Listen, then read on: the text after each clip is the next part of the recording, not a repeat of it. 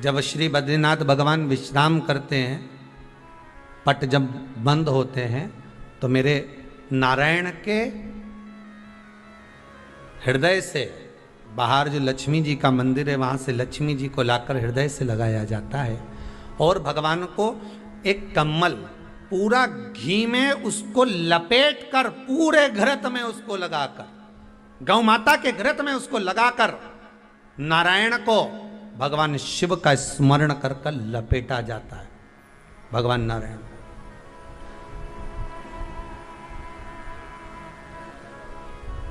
बद्रीनाथ बाबा के मंदिर में दिया घी से भर दिया जाता है, ताले लगा दिए जाते हैं, सब नीचे आ जाते हैं। जब अक्षय तृतीया के समय पर पट खोलते हैं, बाबा का कम्मल घृत से जुड़ा हुआ वैसा कि वैसे ही घृत भरा हुआ,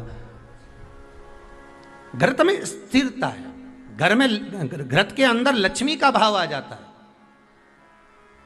हमारे यहाँ हिंदू धर्म में बहुत सुंदर बात कही जाती थी पहले, आजकल जमाने में कहते कि नहीं कहते मालूम नहीं, पर मारवाड़ के अंदर एक रीति थी। घर के अंदर रसोई घर में एक इतनी बड़ी कुल्हड़ होती थी जिसमें घी भरा होता था, छोटी सी चम्मच होती थी, उसमें पूरे घर का घी खाली हो जाए और उस कुल्हड़ का घी खाली नहीं होना चाहिए। नानी भाई का मायरा सुना है आप लोगों ने? अगर नानी भाई का मायरा सुना होगा तो नानी भाई के मायरे में नरसिंह मेहता जी की जो दादी के प्राण छूटे थे, वो केवल इसी बात पे छूटे थे। अगर नानी भाई का मायरा सुना होगा तो आपको मालूम होगा, नानी भाई के मायरे में जब नरसिंह मेहता भोजन करने के लिए बैठे तो नरसिंह मेहता की भाभी दुरत गौरी ने कह दिया दादी के सामने, जब दादी बोली क्यों इसकी रोटी में घी नहीं लगा, तो कहा कुल्हड़ का घी समाप्त हो गया है, रसोई घर में जो बाटकी रखी थी उसका घी समाप्त हो गया। जय कुंवर भाई को चिंता लग गई, आंखों से अश्रु बहने लगे और जय कुंवर भाई नरसिंह मेहता की दादी प्राणों को छोड़ दी कि मेरे रसोई घर का घी समाप्त हो गया, मतलब ये घर अब बर्बाद होने में देरी नहीं लगेगी। नानी भाई का मायरा कहता है दादी के प्राण छूट गए थे, नैनों से नीर बह रहा था, केवल जरा सा संवाद। शास्त्र कहता है घर के रसोई घर में जिस बाटकी से आप रोटी पर घी लगाते उसकी बाटकी में भले आधा चम्मच घी पड़ा पर पड़े रहना चाहिए। क्यों? वो लक्ष्मी को घटने नहीं देता। जिस दिन बाटकी मंज जाए, साफ हो जाए, उसी दिन उसको धोकर पोंछकर वापस भर देना चाहिए। अगर बाटकी गंदी हो गई तो आप धो पोछो, मना नहीं है, पर उसको धोने पोंछने से पहले एक कटोरी में घी भर दो, चम्मच रख दो। पर रसोई घर में बाटकी में घी होना चाहिए और उसमें आप डालते रहो और लगाते रहो, रोटी में चलेगा, पर बाटकी का घी समाप्त नहीं होना चाहिए, कुल्हड़ का घी समाप्त नहीं होना चाहिए। वो बरकत है, वो भंडार है, वो संपदा है हमारी। घृत वैभव देता है, घृत वैभव प्रदान करता है,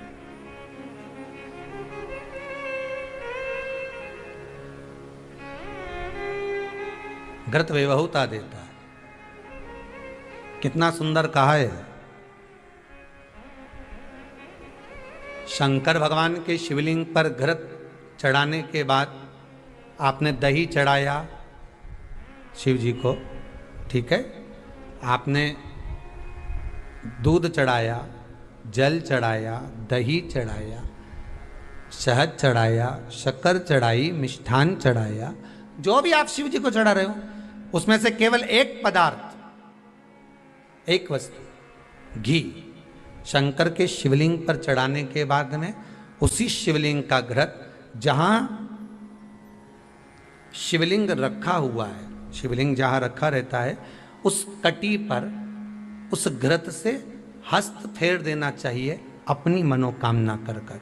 जो अभिषेक आपने किया है वो अभिषेक का फल भगवान भोलेनाथ कुछ ही दिन में प्रदान कर देते हैं। मात्र उंगली फेर देने पर, घृत पात्र की उंगली, घृत का जो आप अभिषेक कर रहे हो, जल चढ़ा रहे हो, दूध चढ़ा रहे हो, आप पंचामृत सामग्री समर्पित कर रहे हो, आप दुनिया की सारी वस्तु भगवान को दे रहे हो, तो घी चढ़ाते समय जब घी चढ़ जाए, शंकर के शिवलिंग पर घी चढ़ गया, उसकी एक उंगली लेकर शिव मंदिर में जहां शंकर जी पिंडी पर बैठे हैं उस जलाधारी पर जो शिवलिंग रखा हुआ है उसके चारों तरफ उस घृत को लगा देना चाहिए अपनी कामना कर कर।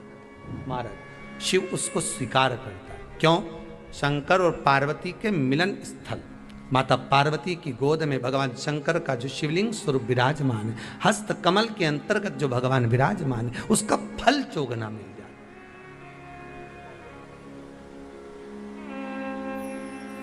शक्तिपीठ नाम सुना है? अरे बोलो तो, जितने लोग कथा सुन रहे, शक्तिपीठ नाम सुना है? शक्तिपीठ का मतलब क्या होता है? जहां पर माता सती के अंग के टुकड़े होकर गिर पड़े, वो शक्तिपीठ के रूप में निर्मित हो गए। तो जितनी भी शक्तिपीठ होती है, उन शक्तिपीठ में आप लड्डू चढ़ाएं, पेड़ा चढ़ाएं, वस्त्र चढ़ाएं, आभूषण चढ़ाएं, सोना चढ़ाएं, चांदी चढ़ाएं, मुद्रा चढ़ाएं, आपकी मर्जी पड़े करोड़ों रुपए चढ़ाएं, मना नहीं है। पर शक्तिपीठ का दर्शन करने जब जाएं तो कम से कम थोड़ा साथ में गाय का घृत, असली घी साथ में लेकर अवश्य जाएं। क्यों? शक्तिपीठ पर भी घी समर्पित करने से मनोकामना पूर्ण हो जाती है। आप आएंगे शक्तिपीठ का दर्शन करके और मनोकामना पूर्ण होना है। मात्र शक्तिपीठ आप चढ़ाएं, वस्तु ढेर चढ़ाएं, आप सोना चांदी अंबारियों में धन दौलत सब चढ़ाएं, पर साथ में आप चुनरी चढ़ा रहे हैं, साड़ी चढ़ाएं, घृत भी दीजिए, घृत भी प्रदान।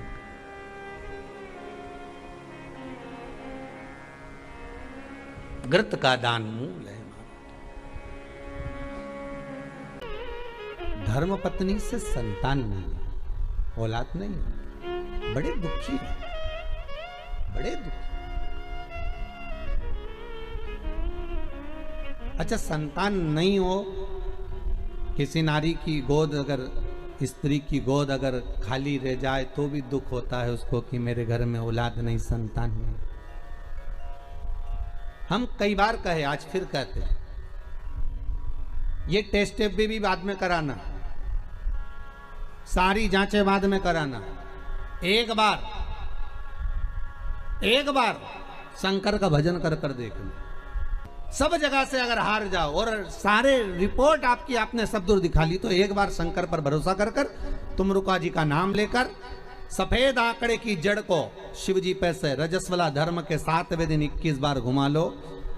नाम गोत्र बोलकर कमर में लाल धागे में बांध लो। पीपल के पत्ते शिव जी को चढ़ाओ, उठाकर लाओ। उस एक पत्ते को रात्रि को गाय के दूध में उकालो और उस दूध को दोनों पति पत्नी पियो। साथ रहिए, समय आएगा, बाबा चाहेगा तो 3 या 4 महीने में गर्भ ठहर ही जाएगा। सारे डॉक्टर को दिखा लिया अपनी जगह, टेस्ट भी करवा लिया अपनी जगह, पर एक बार प्रयोग, और वो विश्वास रखकर करना पड़ेगा। शंकर पर जो भी कार्य कर रहे हो आप, जो उपाय कर रहे हो आप, शिव का स्मरण कर, भगवान पर अगर विश्वास रखोगे, भरोसो दृढ़ इन चरणन करो, श्री वल्लभ नखचंद्र छटा बिन सब जगमा ही अंधेरो। अगर भरोसा है तो शंकर है, और भरोसा नहीं तो शिव कहां से? विश्वास लेकर अगर आए हो तो काम तो होगा। ये लोग काशी से आए हुए हैं, विश्वास लेकर ही तो आए होंगे कि हम जाएंगे शंकर की कथा में तो बाबा कृपा जरूर करेगा। कई लोग यहाँ पर बैठे हुए हैं जो विश्वास लेकर आए हुए हैं, दूर दूर से आए हुए हैं, केवल विश्वास लेकर कि भगवान कृपा करेगा किसी ना किसी रूप में, मुझे विश्वास है कि बाबा मेरी सुनेगा। और फिर कहता हूं, कथा में अगर आपने मन लगा लिया, भले टीवी चैनल के माध्यम से श्रवण कर रहे हो, भले मोबाइल के माध्यम से श्रवण कर रहे हो, भले पंडाल में सुन रहे हो, बाबा से अगर दिल से आपने अगर कह दिया तो 3 महीना बहुत होता है सब कामना पूरी होने के लिए। मेरा बाबा आपको कुछ ना कुछ दे ही देता है, बस आपकी रुचि के अनुसार सुख प्रदान कर ही देता है। आप उस पर विश्वास, भरोसा, भटकना नहीं है हमको, मार्ग से विचलित नहीं होना। कहती है घंटी का नाद, उसको भगवान के लिए बजाते हो कि भगवान तुम भोजन करो, भगवान तुम जा, नहीं। शिव महापुराण की कथा कहती है घंटी का नाद इसलिए करा जाता है कि अपनी बुद्धि को, अपने चित्त को केंद्रित करो भगवान के चरणों की ओर। और जितने घर में सदस्य हैं, घंटी की आवाज को सुनकर अपने विवेक को ये केंद्रित कर लें कि मेरे घर में मेरा लड्डू गोपाल, मेरे घर में मेरा ठाकुर, मेरे घर में मेरा राम, मेरे घर में मेरा दत्त, मेरे घर में मेरा हरि विठल, मेरे घर में मेरा विश्वनाथ, मेरे घर में मेरा सोमनाथ बैठा हुआ। अपनी बुद्धि को केंद्रित करना, अपने विवेक को केंद्रित करना, अपने चित्त को केंद्रित करना कि यहां मेरा भगवान बैठा है और मुझे मेरी बुद्धि को केंद्रित करना। और मेरी जीजियों से, सूरत के मेरे जीजाओं से निवेदन है, बेटी और बेटाओं से निवेदन है, अगर शंकर जी के मंदिर में जाकर एक लोटा जल अगर आप चढ़ा रहे हो तो भगवान को धन्यवाद देना कि मेरे पिछले जन्म के अच्छे कर्म मुझे बाबा तेरा। कोई पूर्व का कोई अच्छा कर्म होगा, कोई पूर्व का अच्छा कर्म होगा जो मुझे बाबा तेरा साथ